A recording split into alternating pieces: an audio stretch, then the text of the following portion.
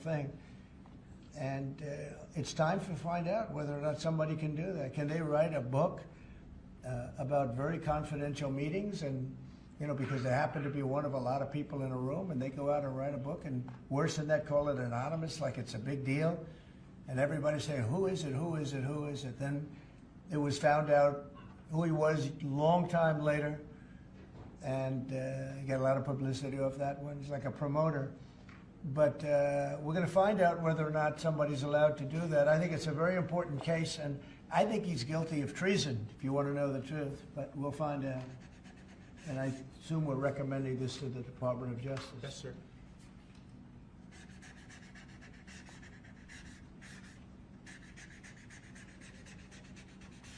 Okay, good. Terrible guy. Similarly, sir, Christopher Krebs, the former head of CISA.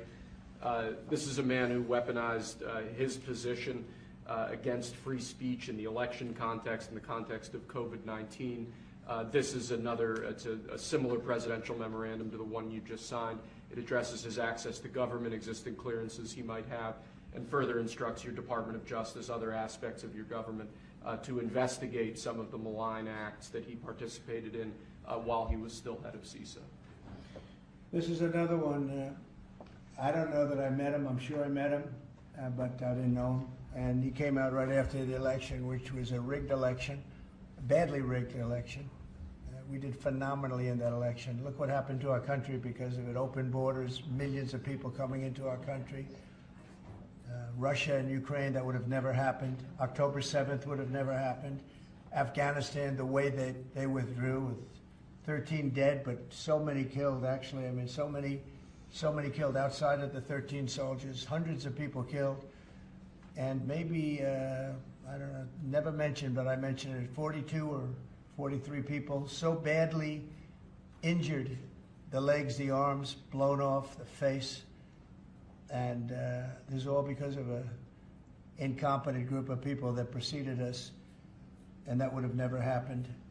And this guy Krebs was saying, oh, the election was great, it was great. Well, it's been proven that it was not only not great. When you look at all these lawyers and law firms that are signing, giving us hundreds of millions of dollars, it was proven by so many different ways in so many different forms, from the legislatures not approving to the 51 intelligence agents that worked from all of the different scamming operations. It was a very corrupt election. They used COVID to cheat. And we're going to find out about this guy too, because this guy's a wise guy. He said, we've been proved this is the most secure election in the history of our country. No, this was a disaster. And frankly, we should go to paper ballots, same-day voting, voter ID, and one other thing, you should get a little certificate that says you're a citizen of our country. You get a citizen piece of paper that says you're a citizen before you can vote. But you want voter ID and you want paper ballots, and you really want same-day voting. If you don't have same-day voting, they decide to change the air conditioner. Oh, we're fixing the air conditioner. Let's move all these boxes. We'll bring them back in a few days. And then they don't bring back those boxes. We got to have safe elections. We have to have borders. Ideally, we have to have a free press, which we don't have. We don't have a free press. We have a very dishonest press. This is an honor. We're going to find out whether or not he was right. This was a disgraceful election, and this guy sat back saying, well, I'm a member, or like he's a Republican or something, and almost right from the beginning. And he's tried to make the case that this election was a safe election. I think he said, this is the safest election we've ever had. And yet, every day you read in the papers about more and more fraud that's discovered. He's the fraud. He's a disgrace. So we'll find out whether or not it was a safe election. And if it wasn't, he's got a big price to pay. And he's a bad guy. There's another one. I have no idea who he is. Krebs. I have no idea who he is. I'm sure he was in the room at some point, just like you're all in the room, but I have no idea who he was. So thank you very much. Those last two are very important, I think, for the country. Thank you, sir. And lastly, we just have 3 proclamations. These are the sorts of things that most presidents use an auto pen for. You obviously don't like using the auto pen much, if at all. The first of these is National Former Prisoner of War Recognition Day. This is one that you did in each of, I believe, each of the previous years of your previous administration, recognizes former prisoners of war. More generally, this proclamation is written to acknowledge the great steps you've made both in this administration and your previous administration on behalf of veterans, homeless veterans, others who've suffered in that way, and basically stating that it's a priority of your administration to ensure that veterans and homeless veterans are cared for properly. Good.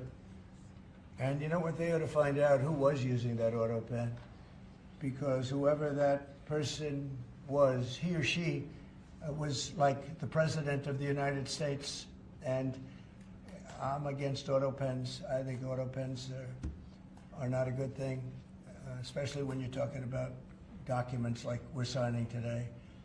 If he can't sign, then he can't be president. It's pretty simple. Let's see whether or not he could sign. But I think that should be tested. I really think that should be tested. It's another one.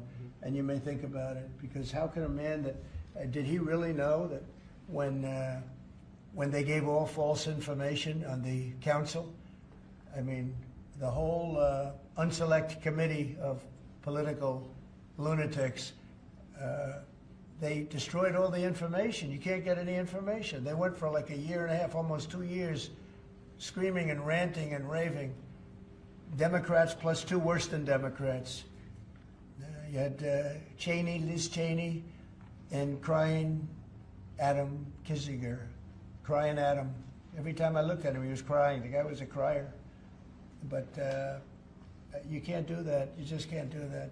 So we're going to find out a lot. I think we're going to find out a lot. These last 3 or 4 have been they've been very, very interesting. We'll see what happens. Sir.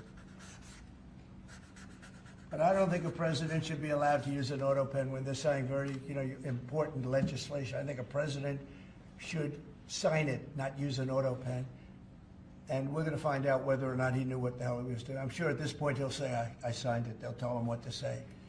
But to give pardons to people that destroyed all the information. If you destroyed information on a civil case, just a civil case, not a criminal case, a civil case, they put you in jail for that. And they found out that Pelosi was the one that was in charge of the security of the Capitol, and she knew all about it, and she admitted her guilt to her daughter, who was a movie documentary person. I'm sure her daughter's not too happy about that. I'm sure Crazy Nancy's not too happy. But we found out all the things, everything. And we go for the information. Sir, we've destroyed all of that information.